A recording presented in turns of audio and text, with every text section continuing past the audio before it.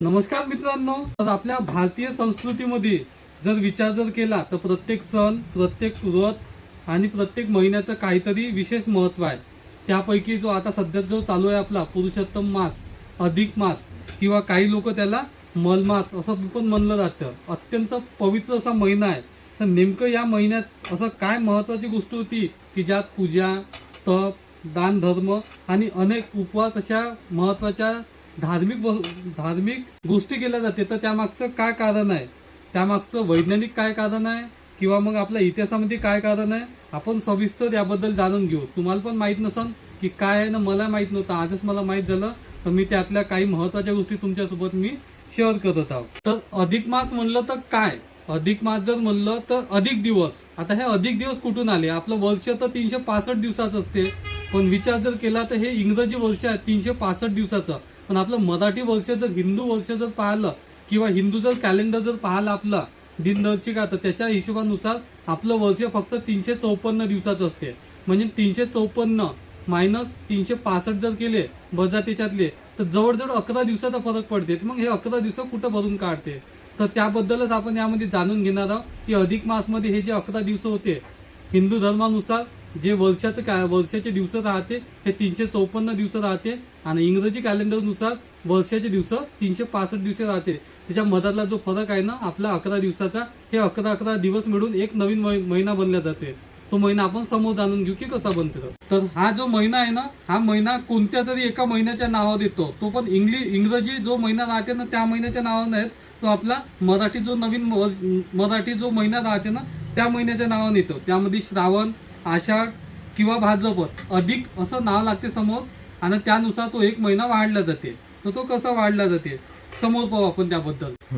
तर पुरुषोत्तम मास हे नाव नेमकं कसं घडलं? तर पुरुषोत्तम मास जर म्हटलं तर जुन्या काळामध्ये पुरुषोत्तम मास म्हणजे आपला जो अधिक महिना राहते ज्यात कोणतेही शुभ काम केले नाही जायचे. जसा जर विचार जर केला आपण तर कोणतेही शुभ काम केले नाही जायचं, त्यामध्ये कोणतेही लग्न नाही व्हायचं किंवा कोणतेही ग्रह प्रवेश नाही व्हायचं. नवीन घर बांधलं तर तिथं ग्रह प्रवेश नाही घ्यायचं किंवा जर विचार केला तर एखादी जर आपण व्यवसाय चालू करत असेल तर अशा गोष्टी चालू नाही करायच्या.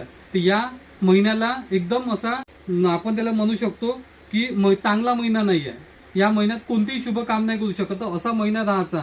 तर त्या महिन्याला नावच देऊन दिलं मलमास असं नाव देऊन दिलं. तर एक विचार जर केला तर पौराणिक कथेच्या नुसार जर विचार केला तर हा जो अधिक महिना आहे मलमास महिना, हा मलमास महिना त्या काळामध्ये भगवान विष्णूकडे गेला आणि भगवान विष्णूला सांगितलं की देवा अशी गोष्ट झाली, मला काहीच मान नाही देत. तर त्या टायमामध्ये भगवान विष्णूनं समजा एक प्रकारचं वरदानच दिलं की आजपासून तुझं नाव मलमास नसून पुरुषोत्तम मास म्हणजे माझं नाव पुरुषोत्तम मास असं नाव देऊन दिलं.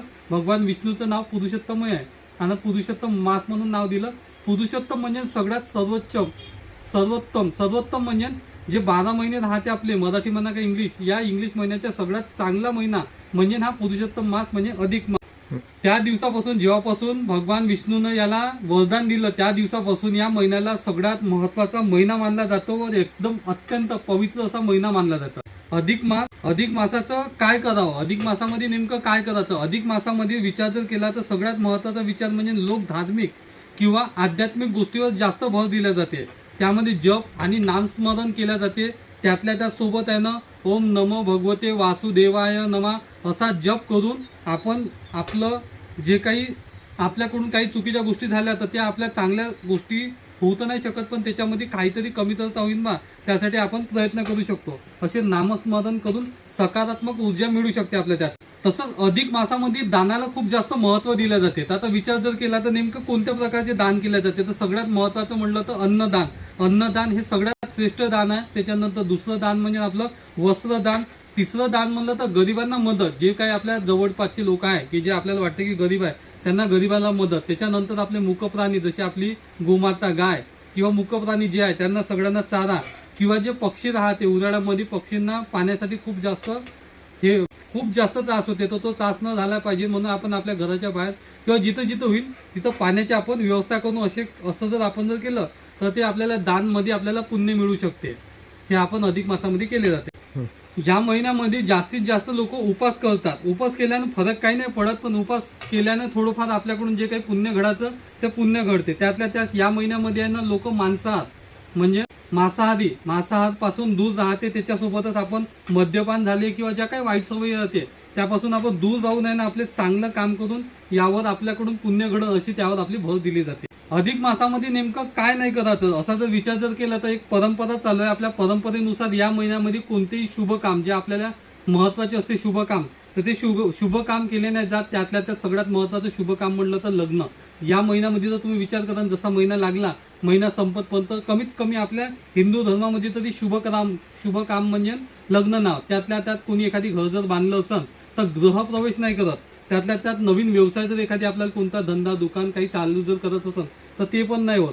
आणि मोठं समारंभ जे कोणतं राहते जिला आपण शुभ मानलं जाते तशा कोणत्याच गोष्टी या महिन्यामध्ये केल्या नाही जात. हा महिना व्हायच्या अगोदर, चालू व्हायच्या अगोदर किंवा चालू झाल्याच्या नंतर आपण याला गोष्टी करतो. तर समाजामध्ये जर विचार जर केला तर अधिक मासाचे महत्व खूप जास्त आहे. तर त्यातल्या त्यात जर विचार जर केला तर आजचं धावपळीचं आपलं जीवन आहे, खूप जास्त धावपळीचं जीवन आहे. माणूस नुसता पैशाच्या मागे धावतो. पण अधिक मासमध्ये आहे ना आपण आपल्याला थोडा वेळ स्वतःसाठी आणि देवासाठी काळासाठी शिकवतं. त्यातल्या त्यात महत्वाची गोष्ट जर म्हणलं तर हा महिना आपल्यासाठी आपल्याला काय सांगतो, चांगले कर्म करा, दुसऱ्यांना मदत करा, मन शांत ठेवा, कुटुंबांना वेळ द्या आणि आध्यात्मिक कड वळा. त्यातल्या त्यात जर विचार जर केला तर म्हणून या अधिक मासाचे महत्व धार्मिक नाही, हा फक्त धर्म नाही तर सामाजिक आणि मानसिक दूरदृष्ट्या खूप महत्वाचा महिना मानला जातो. जर आपण वैज्ञानिक दृष्ट्या जर त्याचा जर विचार जर केला तर अधिक मासामागचं केवळ श्रद्धा नाही तर त्यामागं गणित आणि खगोलशास्त्र पण.